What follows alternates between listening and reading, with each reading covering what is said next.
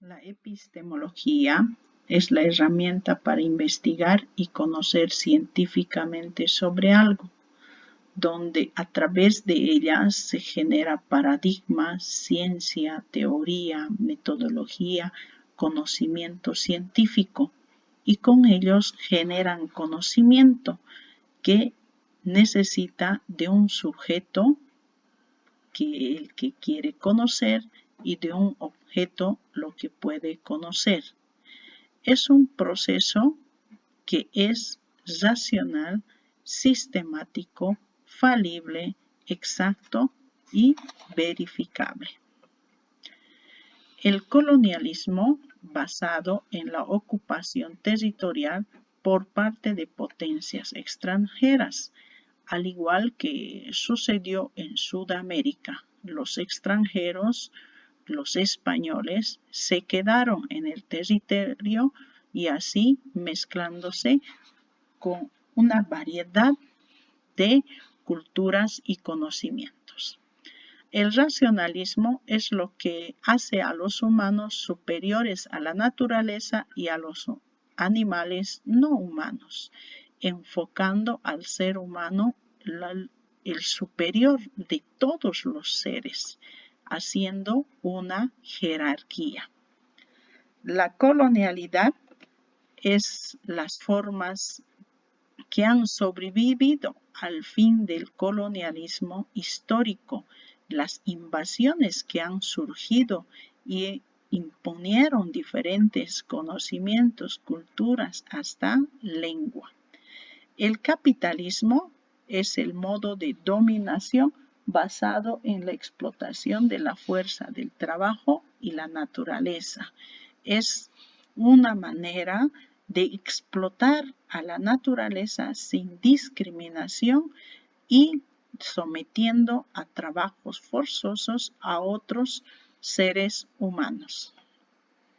La epistemología del sur invocan otras ontologías, porque esta epistemología se refiere a la producción y la valoración de los conocimientos anclados en la experiencia de la resistencia, de la lucha, de la injusticia, de la opresión o destrucción causados por el capitalismo, por el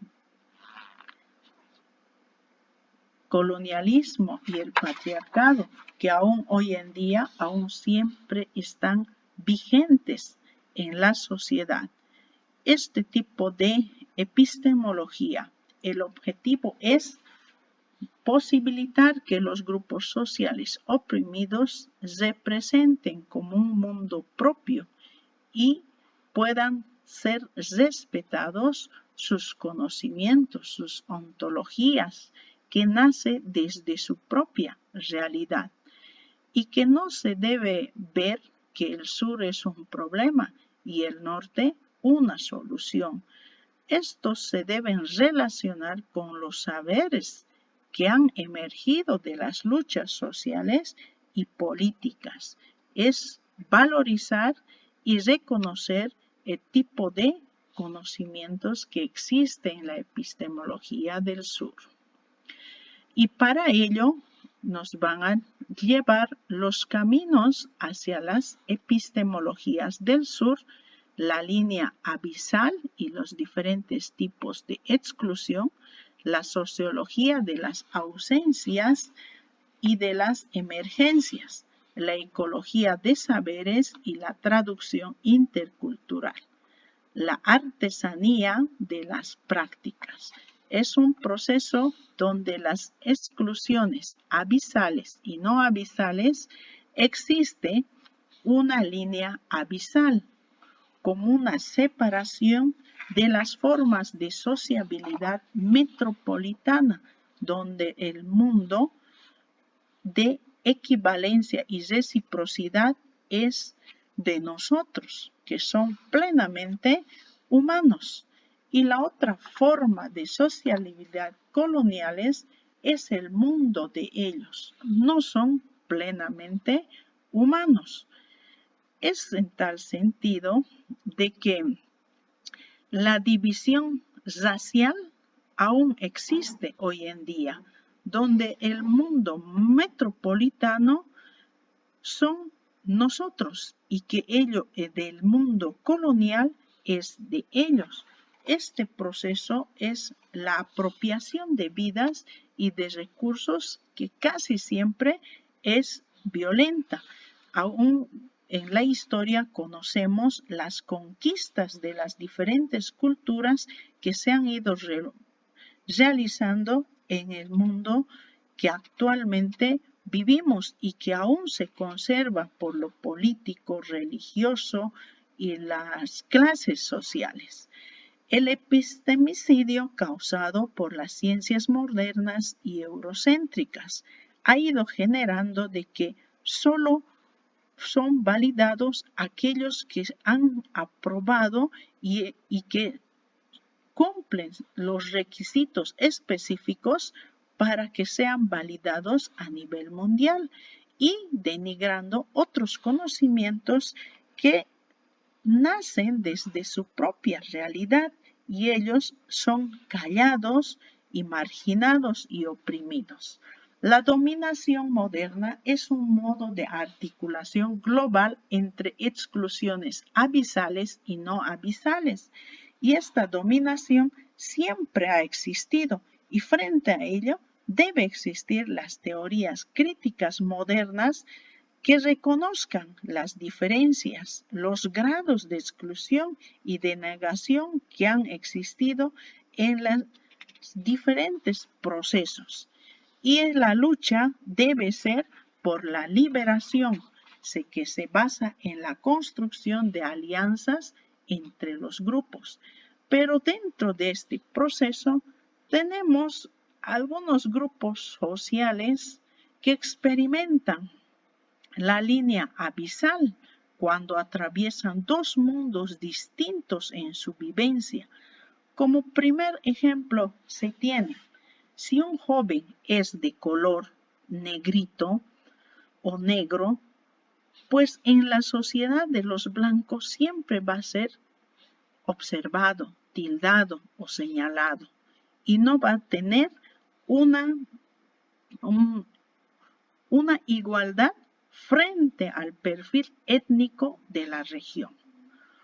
Otro proceso que es cuando una persona migra de un lugar a otro, ese migrante siempre va a ser observado y no aceptado frente al grupo social que existe en esa región. Y por otro lado, también está la exclusión del género. Si bien la mujer se inmiscuye en una labor del sexo masculino en mayor posibilidad, la mayor cantidad de personas masculinas que trabajan en ese ámbito y se incluye a una mujer, esta mujer será excluida, incluso afectando a su salario.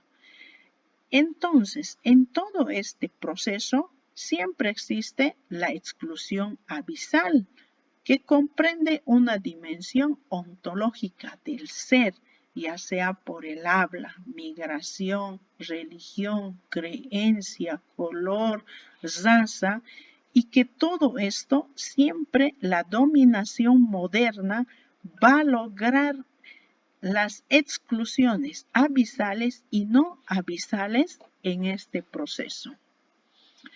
La sociología de las ausencias, las monoculturas han sido responsables de la producción masiva de ausencias en las sociedades modernas, solo aceptando una sola cultura que ha ido generando un proceso de aceptación y rechazando al resto que no son parte de ellas.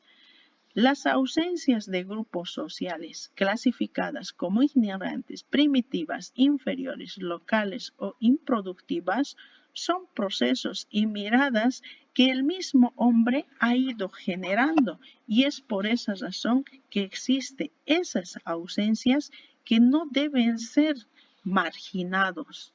Y la sociología de las emergencias se ocupa de la valoración simbólica, analítica y política de las formas de ser y de saber que presentan en el otro, porque cada ser humano es único y diferente, y ese saber debe conectarse entre todos para llegar a una convicción y una liberación.